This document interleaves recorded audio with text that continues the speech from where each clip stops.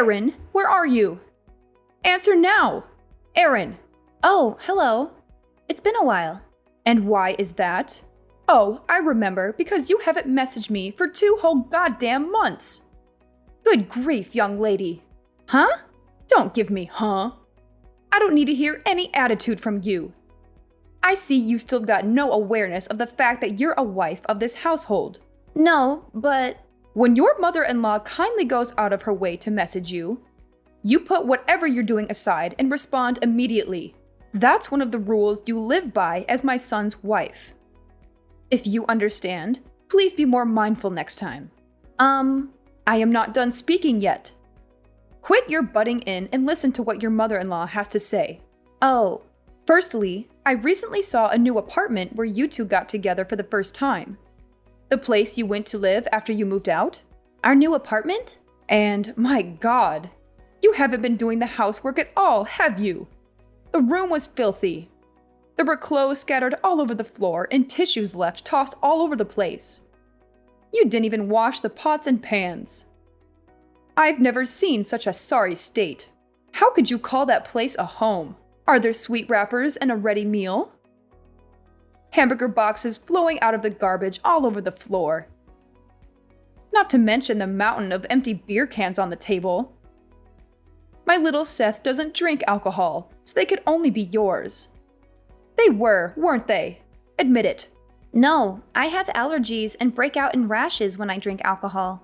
Be quiet, young lady. I did not give you permission to speak. Oh, sorry. To top it all off, the place was covered in dust. You haven't been vacuuming at all, have you? I only allowed you to continue working after you got married because you said you'd have no problem juggling your work with the housework. But if you're not capable of looking after your husband, I suggest you resign immediately so you can focus on your womanly duties. This is why women should stay at home housewives once they are married. Are you finished now? What? You appear to be making a lot of misconceptions, so allow me to correct you. Don't talk back to me, young lady. Me and Seth are already divorced. Yes, I'm aware of that. Huh? If you know, then why are you throwing around words like mother-in-law and wife? Why wouldn't I? Come on, Erin.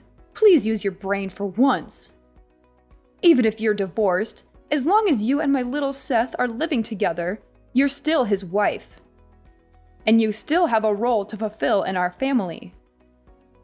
It's your sacred duty and obligation to serve your husband with devotion and loyalty, and to display the proper respect towards me, your mother-in-law. Do you have any idea how little sense what you're saying makes? The fact that we're divorced already makes us strangers now.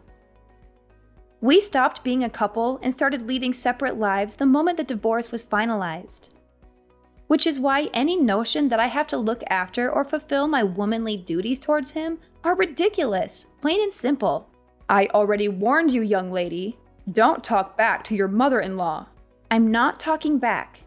I'm having a normal conversation with you, like a reasonable human being. Reasonable? Which part? Let me say it once more.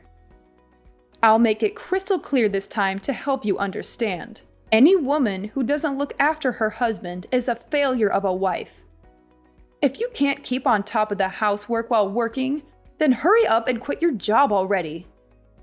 How about I contact your company and tell them you've decided to step down to focus on being a housewife? No, stop it. I don't think there's any danger of them taking a resignation declared by some stranger over the phone seriously. But I don't want to cause them any inconvenience. Then just quit now while you still have some dignity left. Let's face it, after seeing how lazy you are at home, you're probably a burden to them too. I'm not a burden, actually. I'm a high-valued employee. And besides, if I want to quit, I wouldn't be able to make ends meet. Oh, don't talk such nonsense. Are you seriously saying that my little Seth's salary alone isn't enough to keep you going?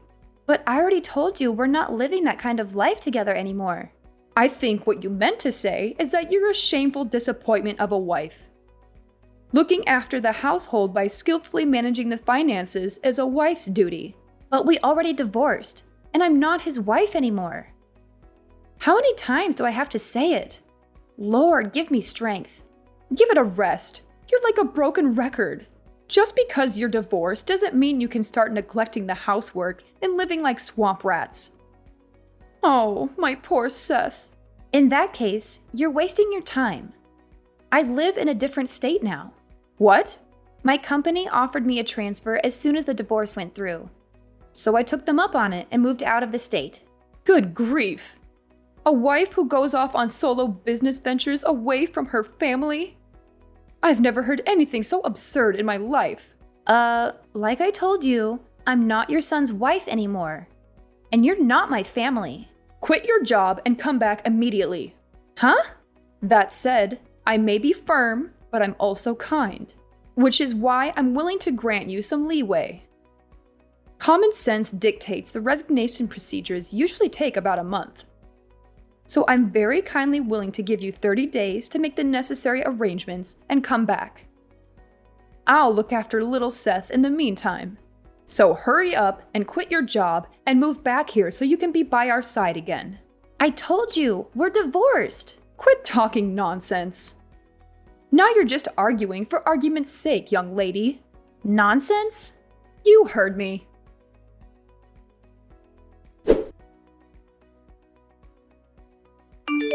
Hey, Seth. It's been a while. Is now a good time for you? Is that Aaron?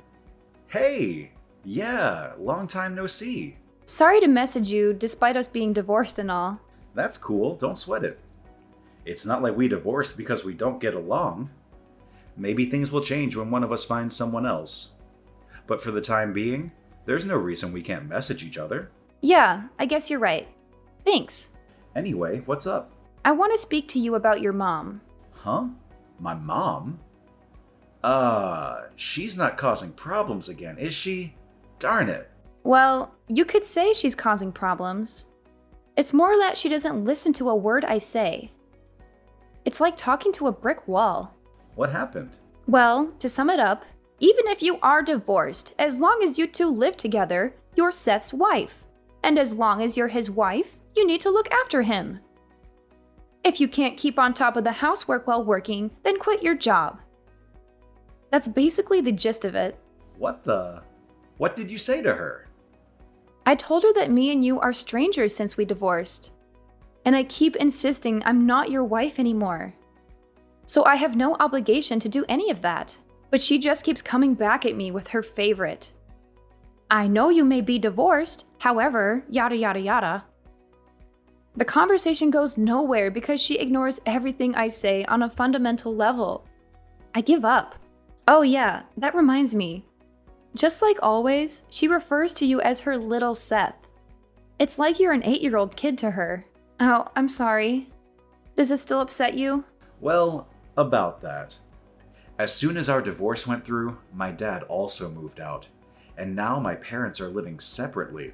Ever since then, her over-interfering in my life reached levels previously unimaginable. It got so bad I couldn't take it anymore.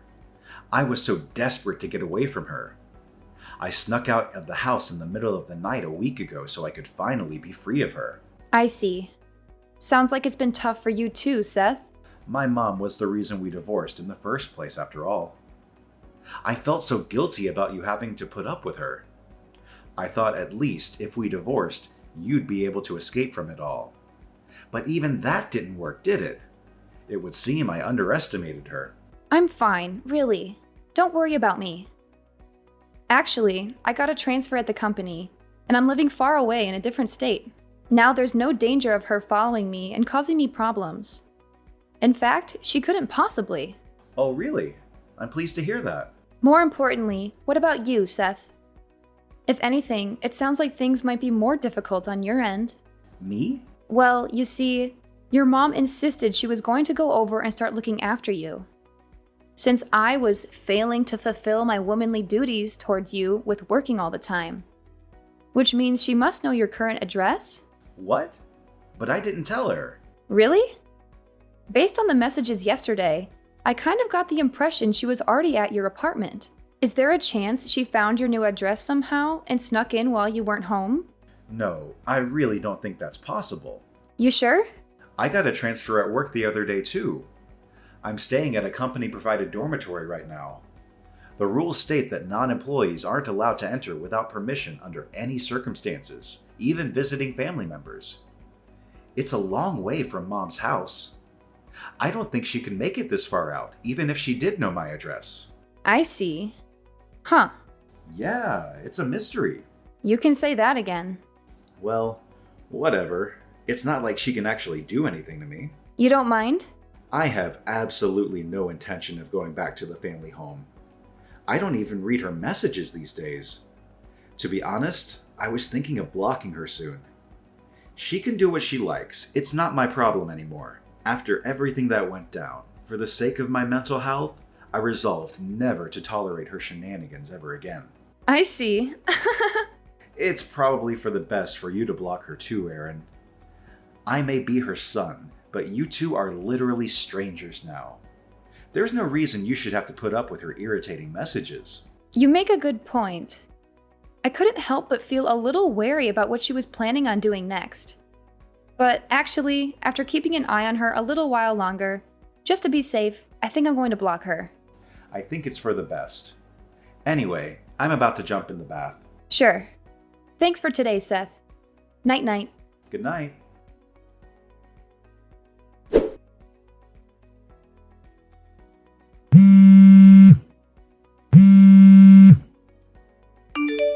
Aaron, answer! What the hell is going on? You've got some explaining to do. What do you mean? Some strange woman walked in while I was cleaning little Seth's room. She yelled, "Who are you? What are you doing in my apartment?" Before I could even figure out what was going on, some middle-aged guy bolted in. They started shouting like crazy lunatics and threatened to call the police. They were saying such awful things to me, Aaron. It was horrible. I was so startled I ran to the bathroom and locked myself in. What's going on? Explain. Oh no, you didn't. Goodness me. There's no way. You didn't, by chance, enter a complete stranger's house, did you? Huh? Where are you right now? In the apartment in Rainbow Town. What? Oh my god. That's not the room in the tower block called Comfort Heights, is it? Tell me it isn't. Yes, it is. What of it? Room 202. I came to clean this filthy mess of a room for my little Seth. Since you were too busy playing the important office lady to fulfill your womanly duties. You and little Seth are living together here, right? Why do you think that? Because there are 2 sets of plates and cutlery. But then this happened. I have no idea what's going on. Listen, Marissa, the apartment you're in right now belonged to my aunt who let me stay with her for about 10 days after me and Seth finished with divorce proceedings. Wait, what? Your aunt? However, my aunt moved out a month ago. Based on what you're telling me, it seems like some new people moved in. But that doesn't make any sense. I found this address in my little Seth's room. It was written on a notepad I found on his desk. He probably wrote it down when I told him where I was staying. Huh? I had a lot of stuff when I moved out, but I didn't want to hang around and get in his way for too long. So he said if I forgot anything, he'd send it later on in the post. Which is why I told him I'd be staying at my aunt's until the end of the month and sent him her address. He probably just forgot to toss his old notepad in the trash.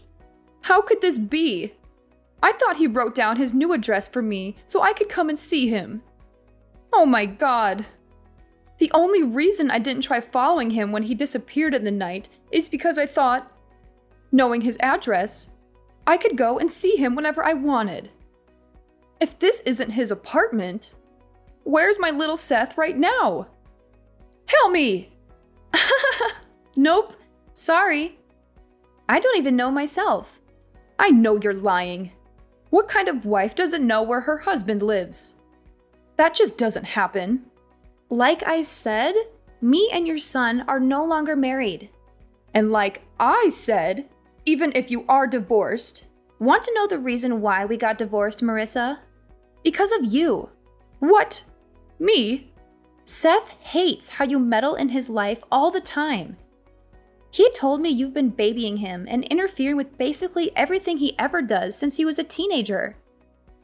Then when we married, you started acting like some kind of dictator trying to turn me into his personal slave. I was to cater to his every whim, at all times, regardless of what I wanted. He blamed himself, and his mental health took a turn for the worse. He stopped eating. He could barely sleep. He became a shell of his old self because of what you were putting me through. Huh? After a long, difficult decision, me and him decided that a divorce would be the best way to reduce the burden on both of us. So that's where we are now. Oh my God.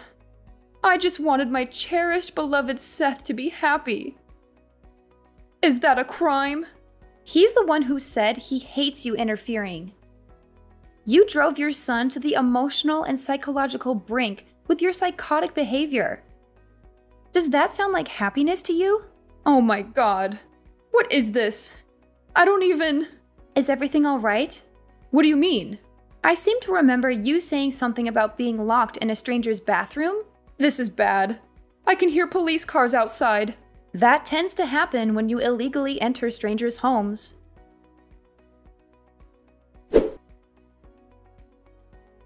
Firstly, as for how my ex-mother-in-law managed to get into a stranger's apartment, it turned out the couple who were living there forgot to lock the door when they both went out for work, so she was able to creep in unnoticed.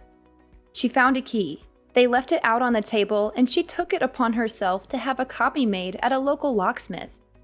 She returned to the empty apartment for several consecutive days while its inhabitants worked, where she continued diligently looking after her son. Eventually, she ran into the poor, unsuspecting couple one day as they came back from work. Naturally, she calls the police a major nuisance when they were swiftly dispatched to deal with a strange woman hiding in their bathroom. The incident ultimately ended up being the straw that broke the camel's back when my ex-father-in-law, from whom she had been living separately, finally divorced her. Apparently, she broke down into tears, screaming, wanting to be alone, not even knowing where her little beloved Seth had moved away to. Her own parents were no longer around, and she didn't have a soul in the world to rely on. Thus began her life alone. Now I'm living happily in an apartment my company provided for me when I transferred. I did get one last message before I blocked her, bemoaning how she cries herself to sleep every night because of me.